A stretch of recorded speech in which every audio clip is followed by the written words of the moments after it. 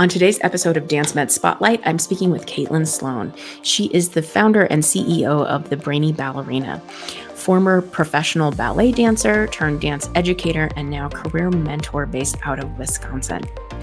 In this episode, we really focus on this idea of helping dancers find their unique path in the dance world and whatever their career is going to look like, being intentional about it, developing other skills, and finding a balance so that they can have a sustainable career and doing something that they truly love to do, recognizing that it doesn't need to look any one way. So whether you are a dancer looking for some of that direction yourself, a person in a dancer's life, like a parent, a teacher, a studio owner, or even as a healthcare or fitness professional working with dancers, we also need to have a better understanding of what all a dancer might be thinking about and how to better support them so that they can have longevity in their career and, again, doing something that they love. So no matter who you are, if you are in the dance world at all, make sure that you're listening to this episode for some really great information.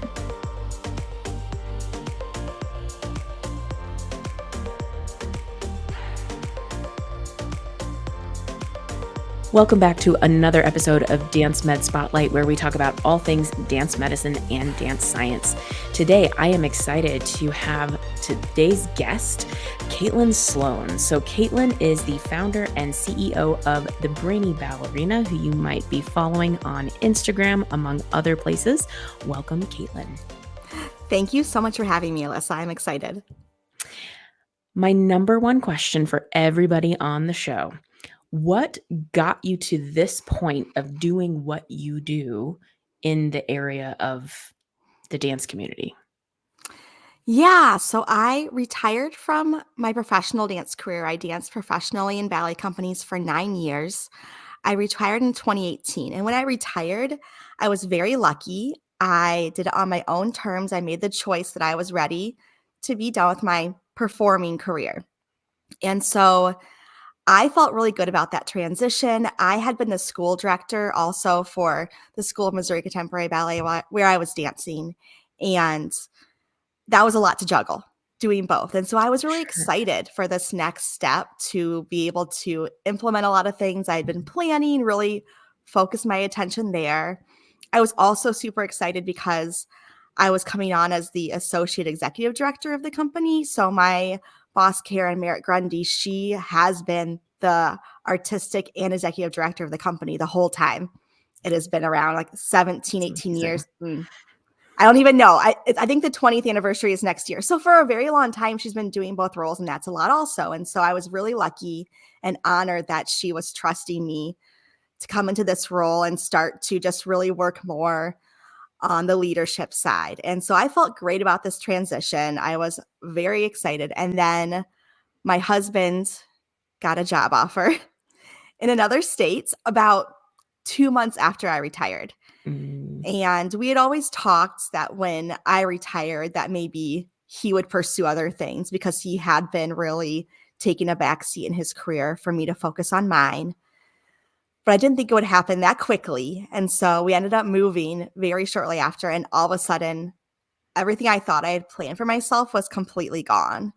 And I didn't know where I was and what I was doing. And that's when I had the identity crisis like come crashing down on me.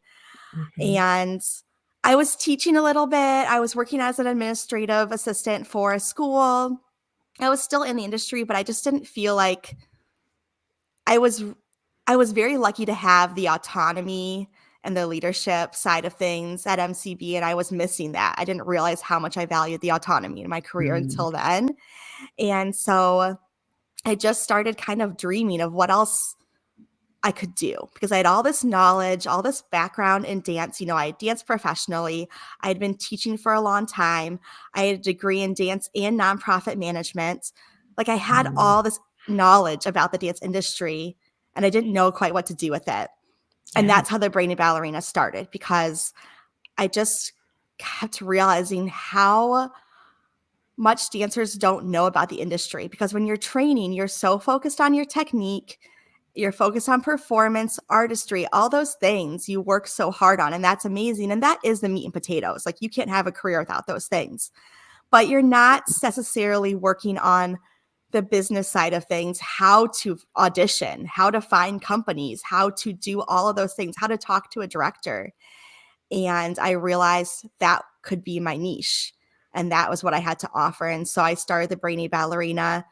And it has gone through a few iterations, but where I am now and where I feel very, very confident about the business and where I want to stay is based in career mentorship and dance career resources for dancers. Hmm. That's awesome. And I think it's such an important thing because just like you were saying, I think so often dancers don't understand how to make some of those other transitions and how to find that path of what their career is going to be. I'm a physical therapist who works with dancers. And one of the questions I always ask a dancer who is new to working with me is, what are your goals in dance? Because I want to understand where they see themselves going so I know how to best support them. And so often, even, some pretty young kids, they'll come in and they're like, I want to be a ballerina with the Royal Ballet, or, they have really big dreams and aspirations, which is fantastic, but they don't understand how to get themselves there. I can be there to kind of help them from the physical aspect of protecting your body to help get you to that point and allow you to get to that point. But the logistics of how the career actually progresses is the challenge. Mm-hmm. Yeah, exactly. One of the things that I see too is a lot of times with that same idea of kind of like progressing, seeing what your dream is and what you want to work towards, particularly if you're just training at one studio or within one school for a long time, then you graduate, whatever age that is, and then go, now what? Now I have to figure it out. There's not someone there to kind of show, here's what we do next. Yeah, and there's so many different pathways you can take. And I think that's one of the biggest things that I work with dancers on is not getting stuck in this idea of my career has to look like this in order to be successful. Because I think people think I have to move away from home when I'm really young. I have to be an apprentice when I'm 16 years old. Like, I have to do all these things. I have to win YAGP. If I don't do these things, my career is going nowhere. And that's absolutely not true. And Mhm. yes, if you want to be in the Royal Ballet, then maybe you do need to move away from home and start training at that level sooner. But that wasn't my path. And I still had a great career that I felt was success for me. Like, when I was in high school, I had the opportunity to move away from home and train at Pittsburgh Ballet Theater. I went to their summer intensive. They Mhm. invited me to stay for the year-round program. And I remember my teachers like really pushing me to go. Like, they were like, this is what you do. This is your time. This is your chance. And I just didn't want to go. And it wasn't about the program. It was a great program, but I just didn't want to Mhm. leave home. And I always wanted to be a regular kid. Like, I just felt like that was important to me. I didn't want to leave my family. I wanted to finish high school in my hometown. Mhm. And so I did. And then a few years later, I was graduating high school. And once again, my teachers like talked to me and said, okay, it's time for you to audition for companies. And I came from a pre-pro ballet school. That was amazing training. And my school had a reputation for training amazing dancers, lots of dancers who went professional. That was the path. And Mhm. so I said, I want to go to college. And once again, it was like, well, you shouldn't do that. You're ready. Like, you don't need that was kind of the answer I got. Like, maybe if you still need more training, but you're ready. So you should just go audition. And it was like, it wasn't about the technicality for me. It was my maturity. Like, I didn't feel ready. I wanted to spend some time figuring out who I was in a more safe environment. Like, Mhm. I was like, I need this in between step. And I also wanted a degree and all of these things. So I chose to go to college for dance. So then when I started dancing professionally, no, like at that stage, I would not have probably joined the Royal Ballet. Like, that is not the place that I was going to be in, right? But Yeah. I ended up dancing for professional companies that were smaller, which I found to be the perfect fit for me because once again, I found a place I could dance where I felt that I had balance in my life. Like, I Mhm. could be a professional dancer and I could also do all the other things that I was passionate about. And I didn't have to give everything up. And my whole training in my whole life, I had been trying to say this, like, this is what I want, without knowing how to say that. I didn't actually, like, I couldn't have expressed that in words, but the Yeah. choices I was making, I knew that's what I wanted. And so someone may look at my career and be like, she didn't dance for huge companies, and that's true. But for me, I was so successful, and I found that for myself.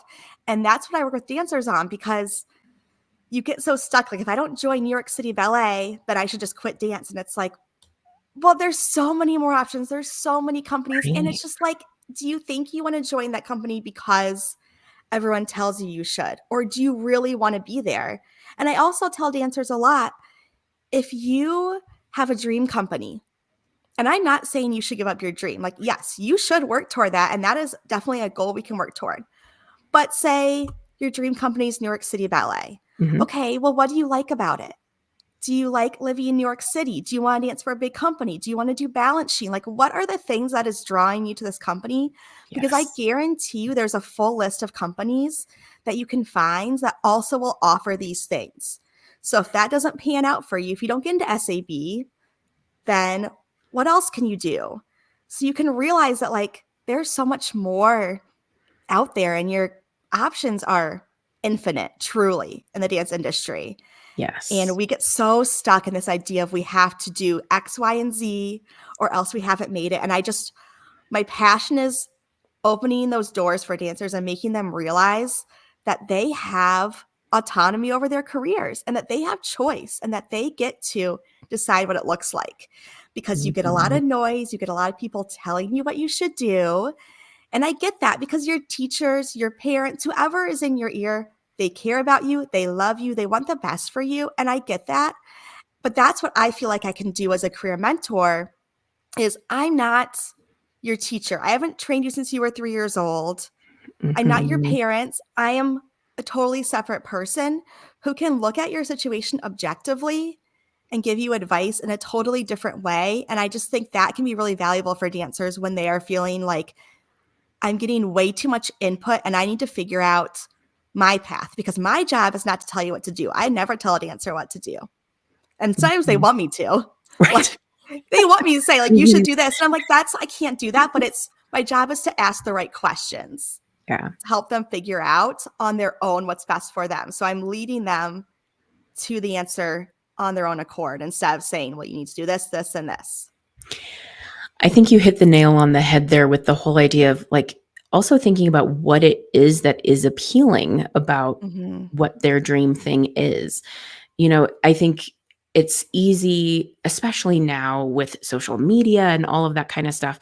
It's easy to see some of the big companies or certain specific dancers where it's like, I want to be them. So I need to follow the same path they did or go to the same schools they did. Or, we hear about Boston Ballet and San Francisco Ballet, and, some of these big companies.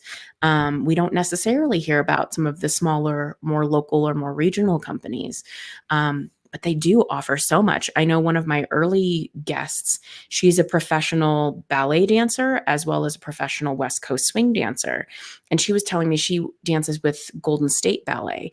And one of the things she really appreciates about them is the fact that they love supporting dancers in health and being strong dancers and things like that. And that was one element that really stuck out to her and why she loves being a part of their company.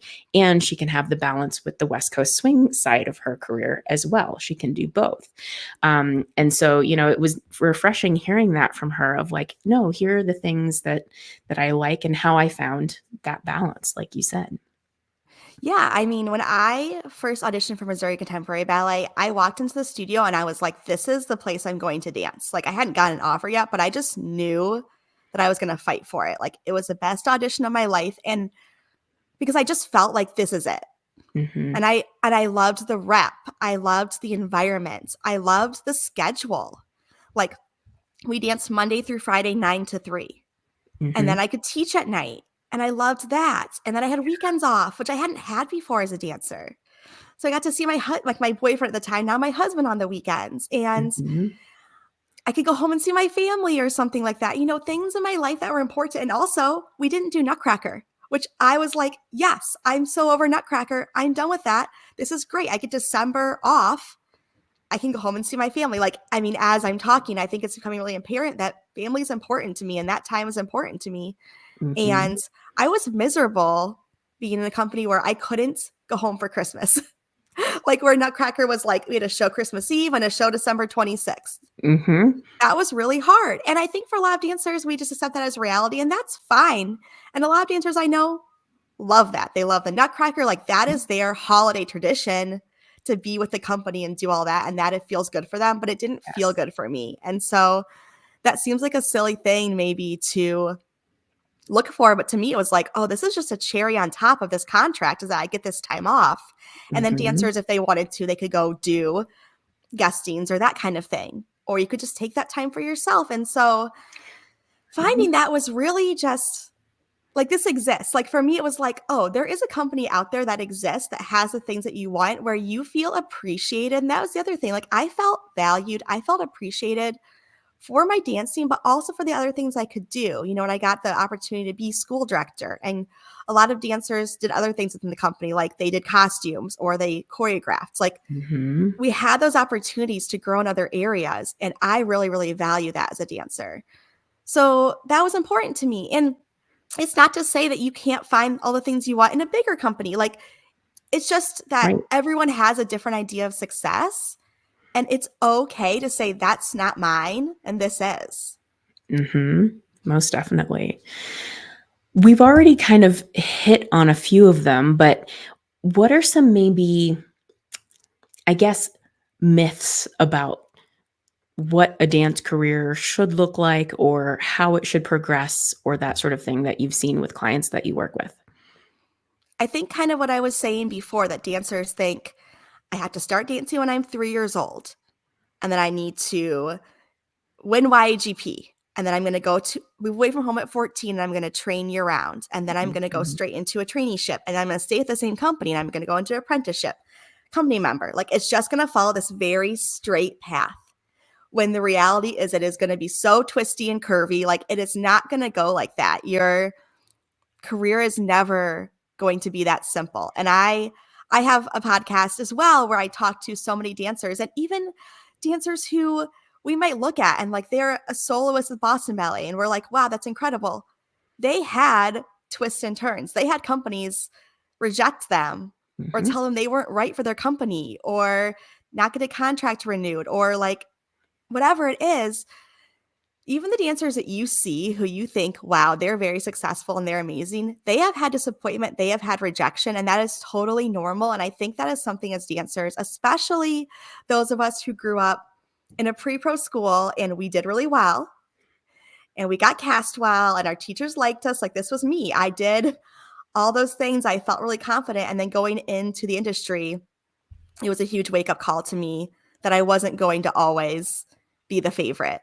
You Mhm. know, or so it was, I think for dancers just to realize like no matter who you are, you're going to face a lot of rejection and being okay with that early on and realizing that it is not personal. And I get it. It feels very, very personal to have Mhm. someone say, we don't want you in my company. Like that hurts. But you have to remember that it's not about you. They're looking for something really specific. Maybe they need a short dancer because they have a short male they need a partner with, or maybe they need to fill in something else. Like they're like, we just lost one of our best jumpers. We really need someone to fill in for these roles. Like they're Right. looking for something that you don't know. You don't know all the behind the scenes things. So all you hear is the no, but there's Mhm. so much more nuance to it. And so I think if dancers can just realize it's not about you, it's not, it's subjective and all you need is that one yes. Mhm. Like you just need that one person to see something in you and to give you that chance. So it doesn't matter if you hear 100 no's because you just need to find that one yes that is the right fit for you. And I really do believe that it's out there for every dancer. Most definitely. I know even thinking for myself, I grew up as a dancer, started when I was 3 and went all the way up through high school, and then I had kinda thought, I'm just doing this dancing because I enjoy it, but I'm not gonna do anything with it after high school. That was the plan. And then when I was an undergrad, I still was living at home, and I hadn't been taking classes, I don't know, for probably a couple of years, but I was like pirouetting in the kitchen and grunge-jeting down the hallway, and my mom was like, "Please go take classes again, you're driving me crazy."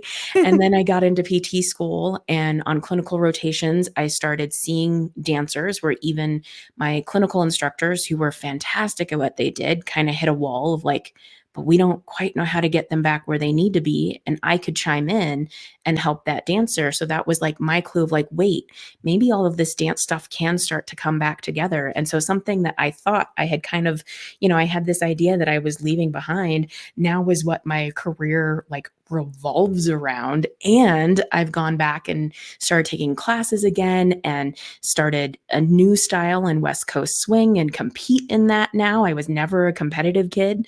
And so I talk about twists and turns. I thought I was done with all of that. And here I am. So it was a very different path too.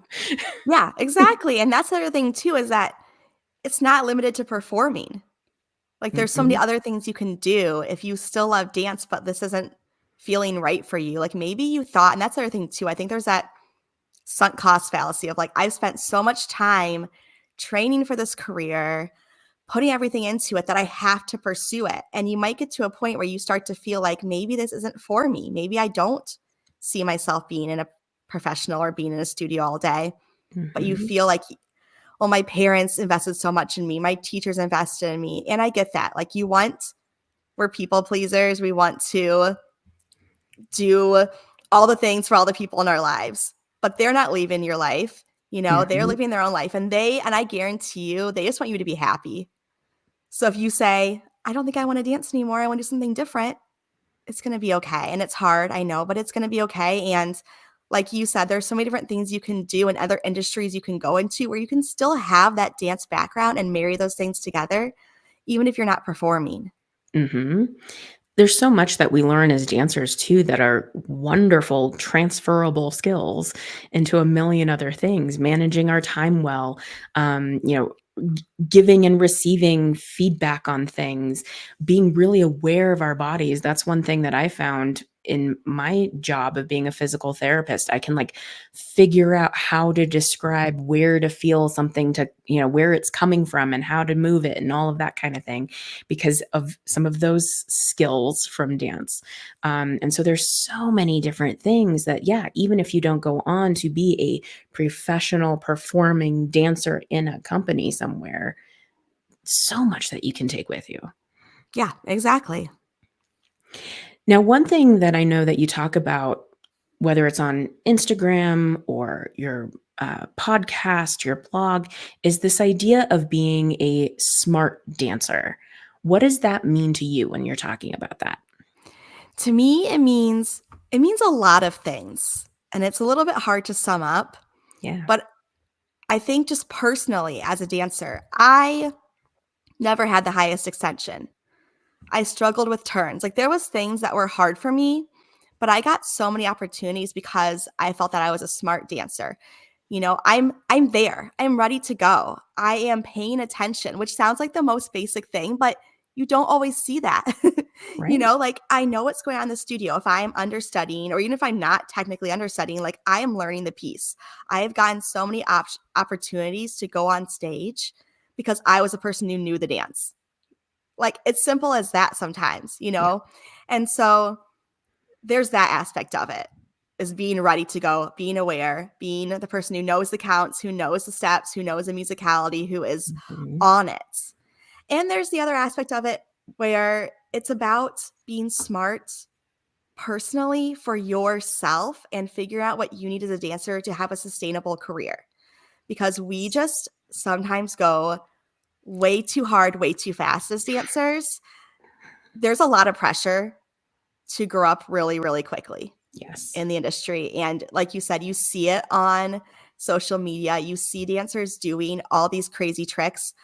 I'm telling you right now, I cannot do any of those tricks, and I never needed to in my career.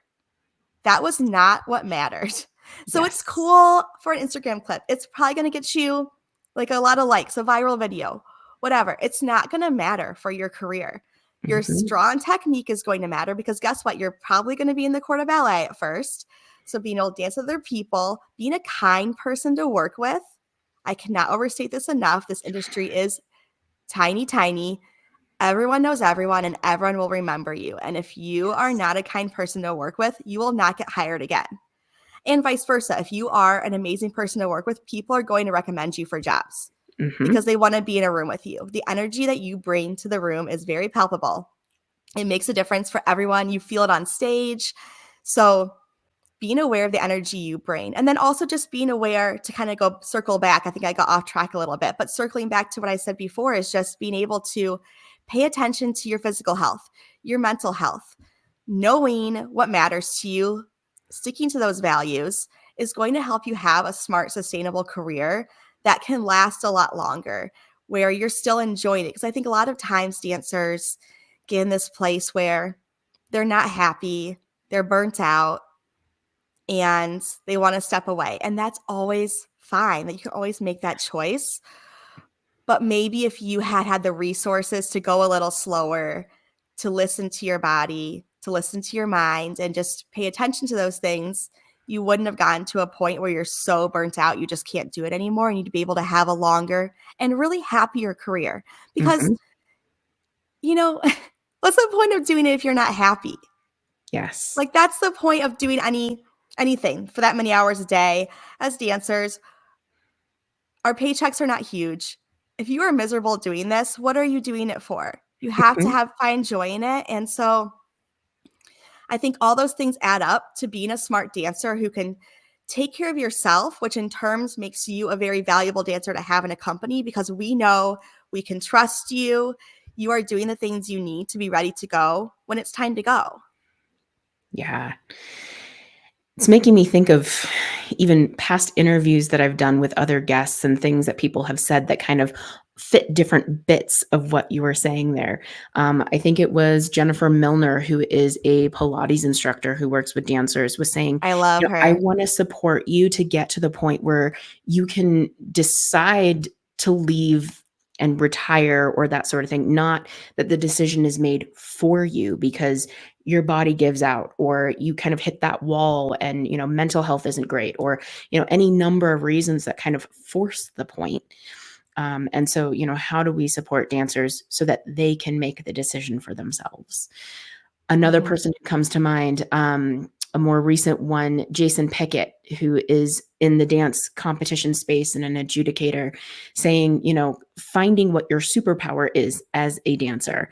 I think so often, again, social media, love it, hate it, whatever. Um, it's so easy to see, like, oh, I need to be able to do all these things that I see a specific dancer do. If that's not right for your body, if that is not what you particularly excel at, but there's something else, lean into the stuff that you are really good at. I learned very quickly, I am not a flexible dancer, but I have power. So Mhm. leaps and turns and that sort of thing. That was the thing that I discovered I was good at. And then when we would have master classes or something like that, sometimes I would get chosen to learn some of the male choreography because I could do the leaps that they were asking them to do or that kind of thing, which I thought was super cool that I was able to do that. And a lot of the other dancers couldn't at the school that I was at. And so it was like, oh, maybe this is my thing. So I think, there's so many different pieces that all come together for that safe and smart and sustainable career like you're talking about. Yeah, I totally agree. I think that finding your superpower is so huge and knowing what you're good at and Mhm. showing that and trusting in that. And we can get so stuck and dancers hate compliments. Like we're so used to getting corrections. We're used to hearing what we're Yes. doing wrong all the time.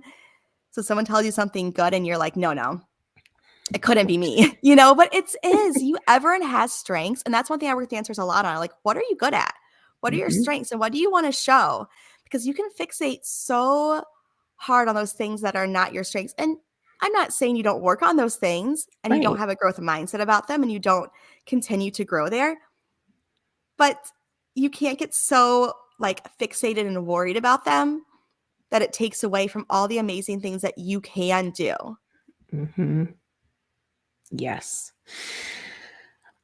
One of the things I often see too, particularly with some of the younger dancers, is not only, that goal of I need to win YAGP or any number of other competitions and that sort of thing, but also needing to get selected as some of the competitions have f- students who can come in almost like as I know one of them calls, a prodigy person, or, where they're assisting in the classes and that kind of stuff. And so they're also kind of going on tour or helping behind the scenes, or they get really involved in social media and feel like they need to be a brand representative and all of that kind of stuff. And they need to do all of these things in order to achieve the goal that they're looking for. And like you said early on, maybe not having that opportunity to also just be a kid growing up.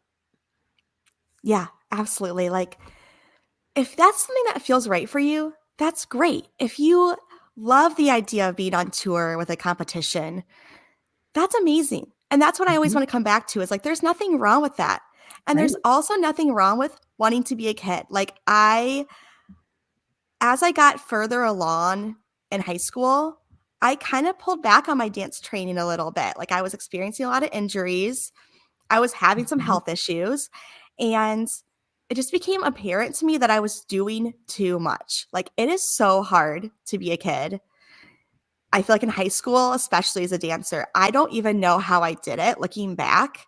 Like, the number of hours that I was expected to be doing something, like between Yeah. school and dance and homework, and then sleeping and everything else, like having a social life, having friends, seeing my family. I don't even really know how I thought that was possible to do everything I was doing. And I see it with kids now because you just feel like I'll just skimp on my sleep. And guess what? I did that and I got injured so often. And it was always because I was exhausted and I Yeah. wasn't paying attention. I did something really silly. Like, it's okay to take time to be a kid and to do, and not even just to be a kid, as you get to be an adult, like even as a professional dancer, it's okay to have time to do things that are not dance related. Mhm. And not even okay. You absolutely have to if you want to have a sustainable career. Yes. And I just think about all the times that I felt this expectation and this pressure to do all the things. And I look back now and I have young kids and I look at them and I'm like, I really hope that they don't feel that. And I feel like I cling very tightly to the idea of wanting them to be kids and just have a childhood where there are days where you can just go run around outside, like, and not be doing something every single day. And it's Right. hard because I do feel like all the things that I learned, like we said, from dance, all of the skills that I learned, the maturity that I gained because I was doing this, I'm not discounting that. And I'm not saying that I regret that. I loved being in the studio. I wanted to be there all the time, but it just isn't sustainable. And it was also kind of why I got to the point of wanting to go to college because I was just like, I don't know. I need to try something else. I'm so burnt out. I'm so exhausted. Is this even for me? Like, I just want to go sit in a lecture hall for a few hours a day and do something totally different. And my Yeah. body was tired and I was 18 years old? So I just think you have to look at it as a marathon, not a sprint, right? Like, and it Yes. feels, again, I know it feels like, oh, I'm going to get behind and she's going to get this opportunity or he's going to get to do this. It's not a zero sum game. There is opportunities for all of us. And I know that it feels Mhm. like there's not because you look at the contracts that are out there each year and it's like there's only so many contracts available and there's so many dancers, but there is something that is meant for you. I really Mhm. believe that. So if it's not happening the way that you're going about it, it doesn't mean that you're a bad dancer. It doesn't mean anything's wrong with you. It just means that you haven't found what is meant for you yet. And maybe you're chasing the wrong thing, or Mhm. maybe you're going about the thing that you want. I don't want to say in the wrong way, but just you need some support to figure Yeah. out how to recalibrate and just find a way that you can do it that feels good because I just really believe that this should feel good. I don't believe it should feel so hard. And I'm not, again, not Mhm. saying that this isn't hard. It's a very hard career. Don't make it harder than it already is. Yes. Yeah, and it's about finding that balance as a human who Mhm. is a dancer, not Mhm. just as a dancer as the end all be all and it needs to look one certain way. I often find that the dancers who have figured out how to have some sort of balance in things, whether that is giving themselves permission when they do need a day break, or maybe it's a week break, or who knows how long, because their bodies or mental state or whatever are not well supported at the moment. The people who have good support systems, the people who are finding a balance of maybe in their training how to support themselves physically and that sort of thing. There's so many different ways, but the people who are allowing for those moments to happen and not just trying to like push through everything are the ones who do end up having that more, you know, sustainable career and longevity in whatever it is, no matter what that career looks like. Even if it's just, I'm just taking dance classes as something that I enjoy doing now that I'm an adult and I have a career doing something totally differently. That also can be what your dance career looks like. Yeah, exactly. What is maybe another like challenge or myth that you sometimes see come up? Maybe we've talked a lot about some of the younger dancers. What about folks who are kind of more on that, now I'm trying to step into a career of some sort here? Hmm. I think there's just this feeling of, kind of like I said before, there's a scarcity mindset of there's only so many jobs out there, and feeling like you're grasping so tightly to this thing that you want to happen so badly, Mhm. and feeling like it just might not happen for you because there's only so many jobs. And I always go back to that idea of like, there are actually so many jobs. And yeah, maybe there's only so many contracts with like the top 50 ballet companies. That's true. But again, it's talking about how many different opportunities you can have, and going back to the drawing board and being like, okay, this isn't working out. What do you need at this point? Like, do you need to get more training? Do you need to go to a smaller company for a couple of years and get some experience on your resume and maybe try that again down the line? Do you need to build Mhm. connections? Like, do you need to reach out to people that you know in the industry and ask questions? Like, I'm sure that as a dancer at that level, you have so many friends who are out there doing the thing. Ask Right. them, what's how is the vibe at your company? Like, what's it like? Do you like dancing there?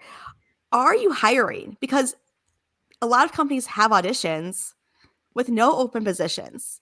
Mhm. And specifically EGMA companies, because they're required to a lot of the time, hold an audition, even if they don't have any open opportunities. So asking, like, do you know if your company is actually hiring? Are they hiring only male positions? Are they hiring females?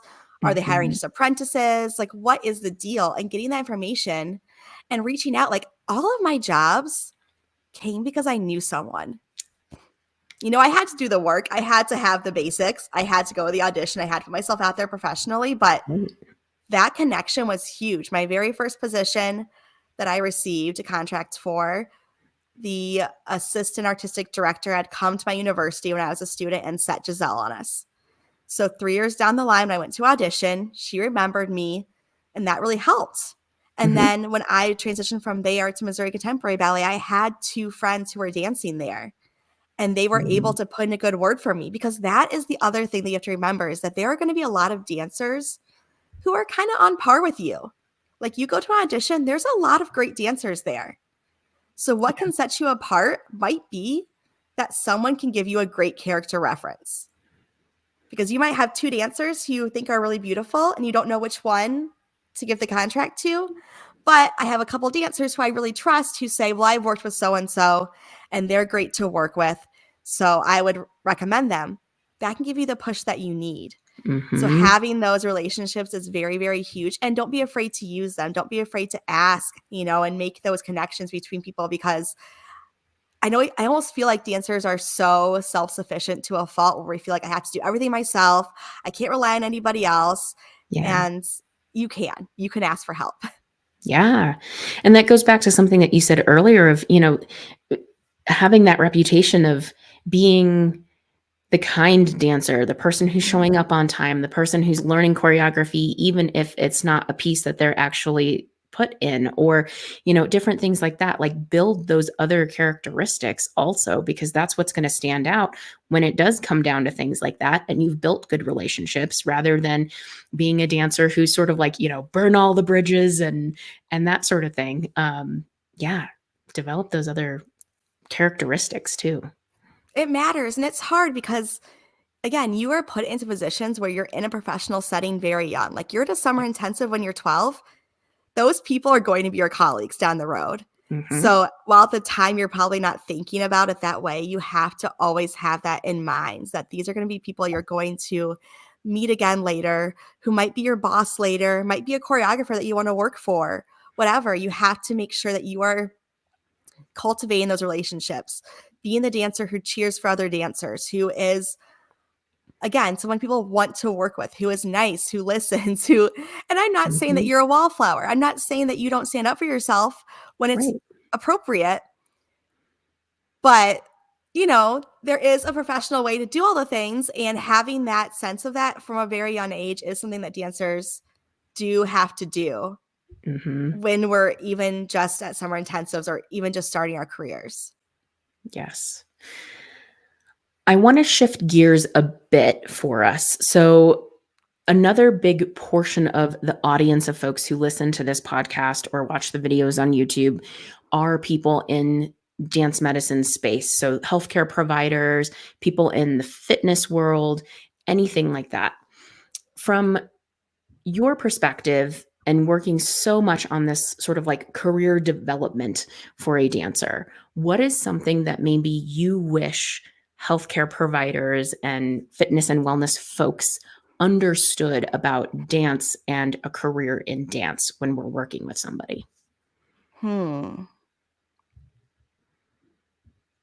I almost feel like I would flip it because I feel like more people in my space need to know about what all the people in dance medicine do, because I Mhm. feel like a lot of times as a teacher, there's this expectation where you feel like you have to be everything for your students. And like your students will come to you and say, "My foot's hurting. What is this?" And you're like, "I don't know. I'm not a doctor." Like, not Yeah. that I haven't had injuries, not that I haven't had experiences where I'm like, "Oh, that sounds familiar." I can point you to the person you maybe should talk to. But I feel Mhm. like on my side of the table, dance educators just really need to know that, like, we're not expected to be all the things for our students. We have our lane that we need to stick in, and we need to trust the other professionals to do their job. And I Mhm. think that's the biggest thing that we all just need to remember, is that we are a team and we all are here for the greater good. And dancers need the support system. You need everyone on your team. You need to have the physical therapist, your mental therapist, your teachers, your coaches, your parents, your friends, all the people on your team. And that's what I feel like I do as a career mentor, is I'm just one more person on your team. And I'm not here trying to replace anyone else or Mhm. trying to replace your teacher or the other mentors that you have in your life. I'm just one more person who can help you have a happier, safer, more sustainable career. I love that you said that because I think that's something that I've definitely seen a lot. And even looking at, like, I did a presentation just a week or two ago for a group of physical therapists, and a study that I had come across was when a dancer is injured, it's something like, I want to say 70 some percent of dancers went to their dance teacher first when they were injured for advice. And then physical therapists were next at like 30 some percent. And then a physician was next at, I think, like 8%.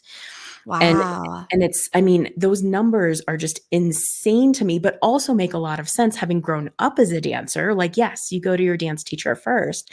And having gotten to know so many educators now and appreciating how much is on your plate in that role, even if you're not the studio owner or something like that. let us help and take some of Mhm. that off. You don't need to answer all the questions. Just know who your network is to be able to refer to, because you don't need to do all the things. You don't need to be No. the licensed medical professional on top of all of it.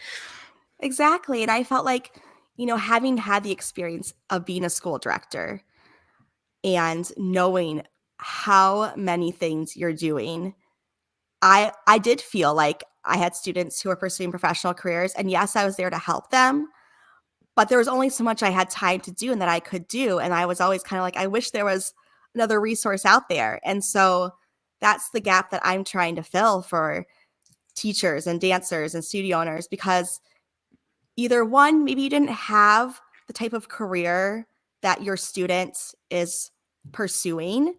So there might be a limit to where you feel like you can give them advice about what to do. Mhm, So that's one thing. Or maybe again, you just don't have the time. And it's not that you don't care or love them. It's just like there is a limit to time.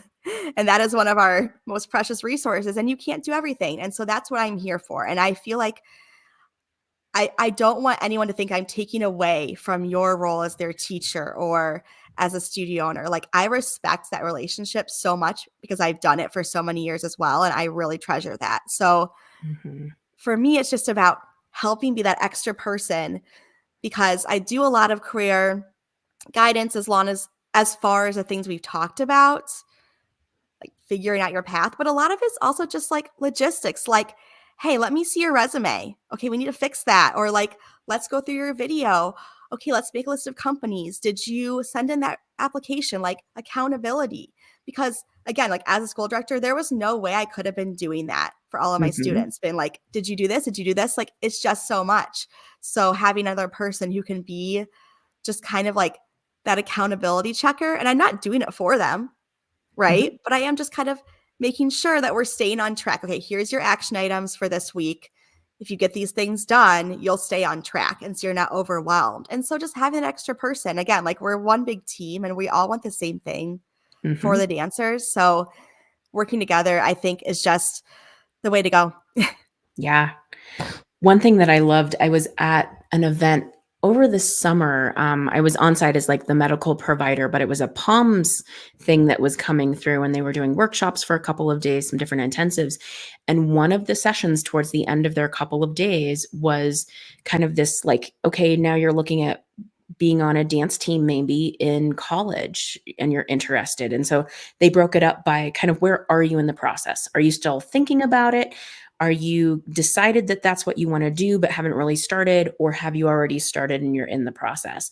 And I got to sit in on one of those sessions and going through of like how you write a professional email and make sure that your email is a professional email address and not like Yep. Cookie 32, I don't know, something, Uh-huh. and all of that kind of stuff, and that's the first time that I've sat in at an event like that, that is so focused on workshops and, different things like that, where they actually sat down and talked about that part of it. I think that is so powerful. It is because I feel like so many dancers get to this point where they're like, okay, I'm ready. And now what? Mhm, And it's like maybe you're asking friends or other people who have gone through the process. So, like, there's always someone to ask and reach out to. But, like you said, having someone, like, one thing I do with my clients is we go through this whole process of going through every single one of their materials, looking at it very closely, making sure everything, I'm not going to say perfect because there's always something we might want to improve, but like we get to a mhm, point where like, this is great. This is where we're at. This is a snapshot in time of us right now. And this is what we want to present. And then before they start sending emails to companies, I have them do a test email to me as if mm, I'm the I love director that. so that I can say, oh, okay, you attached your resume as a Word doc. That needs to be a PDF or something just Mhm. like that, where like simple that might have fallen through the cracks that will Yeah, just make you look that much more professional, or like, oh, you have a typo here or whatever, just having that like one last check before they go mhm, out and really do the thing is so helpful. So it's just those little things, like those little details that will make a difference. Because the other thing I tell dancers all the time is one big part of being a smart dancer is being detail oriented. And companies are looking for that, and they are looking for it before they even see you dance. If they mhm, ask you to send in X, Y, and Z, you need to send X, Y, and Z. If they say we want to see this on your video and you send in something that's not on the list, they're Yep. like, well, they're not paying attention, or they're just sending out mass emails. They're not personalizing it. Like, you have to follow directions. That's a big Mm-hmm. part of being a dancer. And so I think that we don't always realize that that's the first checkpoint to see if a dancer has that ability to follow directions, pay attention to details. So it really does matter how you present yourself before you even step in the studio or go to the audition. Mm-hmm. And I think that's the beauty of the types of things that you're working on with dancers where, sessions at events like I was talking about are great to at least bring awareness of like, hey, you need to be paying attention to some of these things or think about some of these things. But that literally is all it is. And so having an opportunity to actually have some follow through, get some one-on-one feedback, have those sort of like dry runs of emails Yeah. and things like that. That is a really awesome thing to be able to do and get that more personalized thing of here's what I want to work on, here's what I'm trying to accomplish versus the other 50 people in the group that I was in. Yeah. And having that guidance to move forward.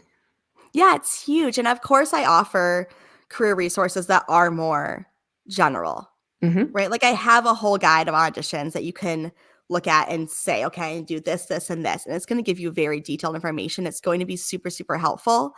Yeah. But if you really want to dive into it on a more personal level and get really nitty gritty about those things, that's the beauty of the one-on-one mentorship and working with someone for a long time. Like, I work with my clients during audition season for like 6 to 8 months. Like, we start early. I have clients already starting September, October. Auditions Hmm. aren't really till January. But that's the other thing about auditions is when you're stressed out, when you're trying to do everything at the last minute, it doesn't feel good. You don't put your Yeah. best self out there. So I want dancers to feel like confident in what they're doing. I want them to just throw something together last minute and be like, oh, I don't really feel great about this, because that's the energy you're Mhm. putting out there. I want them to feel like, I feel so good about what I'm sending out. I am so confident in this. That energy is going to come through. And so it seems like very logistical, and it's very much like, do this by this day and da da. And so in that sense, it's kind of dry. But when you think about it in the sense of like the mental weight off your shoulders and the mental load that you like get help with to make this whole process just seem like a lot easier. That's why I hear from dancers every year was like, Mhm. I did this before on my own and I was so stressed out because I didn't know when to do things, what to do. I was just kind of throwing, you know, like just throwing at the wall and seeing what stuck. Mhm. Where now it's like a very methodical approach. And it's like, now they don't have to spend hours Googling things and doing all this extra stuff. It's just like, you don't have time, right? We don't have an off season as dancers. It's always going. So having that peace of mind of like having someone to be like, okay, we're going to do this next. And this is a Mhm. logical progression. And then once they get to audition season, it's like everything's ready. They Right. can start sending it out there. And then, if it gets to a certain point, they're not getting offers, whatever, then we'll go back and look at it and make a new strategy. But again, it's having that person to be like, if you're on your own, you might say, well, maybe it's not for me and I should give up. Or if you Yes. have someone in your corner to be like, okay, this isn't working, let's reassess and make a new strategy. You have that push to keep going and realize like, it's not you. We just need to figure out something else out. And that's okay. And I think that's Yeah, just very powerful. I love that. Yeah. So I think this is a good opportunity for a special segment on the show.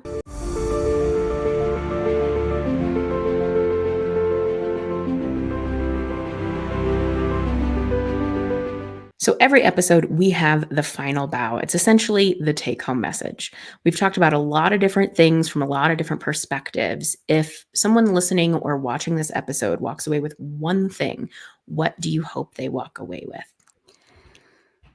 I hope that they realize that success is subjective. You are in control of your dance career. You're in the driver's seat and you get to decide what success means to you. So if you have, or if you're listening to this now and you're realizing that you have been letting someone else drive your career, take a step back and really start to get internal about what makes you happy and what you see yourself doing and what would make you feel fulfilled in a dance career, because it's not going to look like anybody else. And that is amazing. Love it. Last and certainly not least, the shameless plug. So, this is your opportunity to promote anything that you have going on. So, the floor is yours. So yeah, I think that the most important thing I do, which we talked about, is the one-on-one career mentoring. So if you have been listening to this and you're interested in pursuing that, the first step is to go to my website, thebrainyballerina.com, schedule a consultation. It's a free consultation where we just chat and get to know each other and decide if working together would be a good fit. And from there, moving forward, we figure out a plan to work together. I also have, like I said before, other resources that are a little bit more general, but are a little bit lower price points for dance auditions, all the things, cover letters, resumes, videos, photos, you name it. Mhm. I've a blog, a podcast, everything's the Brainy Ballerina that you can find. So wherever you are looking to get information, whatever level you're at right now, I have something for you. Or just please reach out to me. I'm always happy to answer questions. Yeah, Wonderful. Well, Caitlin, thank you so much for joining me today. It was great getting to chat with you. of course. Thanks so much for having me. Dance Med Spotlight is hosted and produced by Alyssa Arms. We discuss all things dance medicine. This has been another episode from Dance Med Spotlight. The Dance Med Spotlight is intended for educational purposes only. No clinical decision making should be based solely on one source. While care is taken to ensure accuracy, factual errors can be present.